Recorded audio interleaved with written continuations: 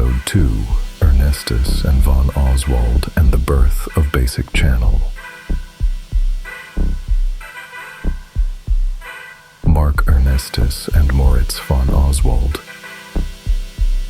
Two men who met in Berlin at the turn of the 1980s and 1990s.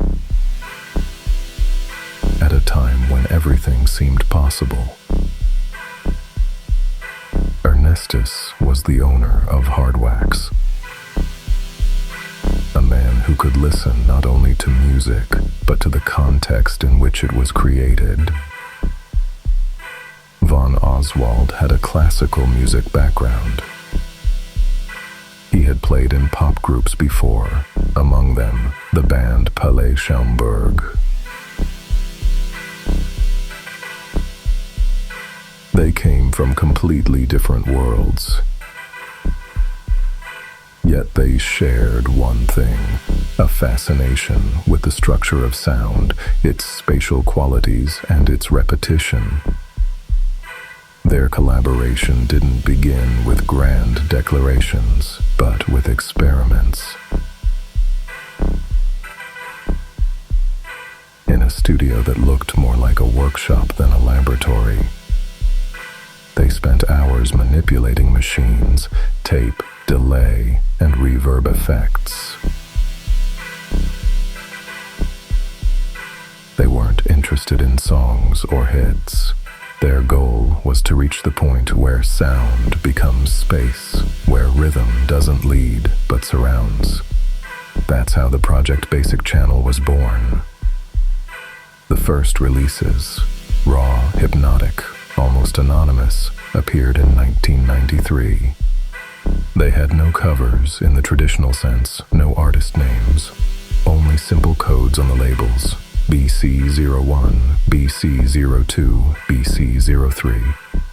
For a world used to marketing an image, it was something radical. Basic Channel communicated through absence, through silence and minimalism that became their message. In an interview for The Wire, Moritz von Oswald once said, "What you leave out in music often says more than what you add." The concept of anonymity wasn't a strategy. It was a consequence of their aesthetics. It wasn't about hiding, but about reducing everything that wasn't sound. No photos, no names, no press releases. The music had to stand on its own, and it did, powerfully. Critics were astonished. Mixmag wrote, "Basic Channel sounded like techno that had fallen asleep underwater. Slow, deep, endlessly unfolding." And Resident Advisor later called their work a blueprint for the sound of infinity. Their aesthetic was built on a few key principles: delay, reverb, repetition, and subtle control of dynamics. Every element was restrained, yet carried weight.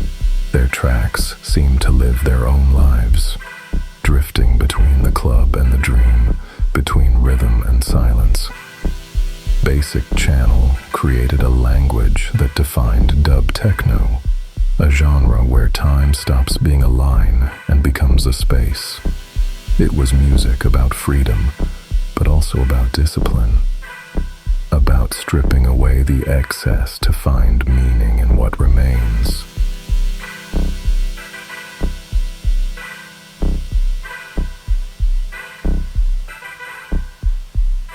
In the next episode, we'll look at how from this core emerged Chain Reaction, a label that opened this sound to the world, turning it into a movement rather than just a style.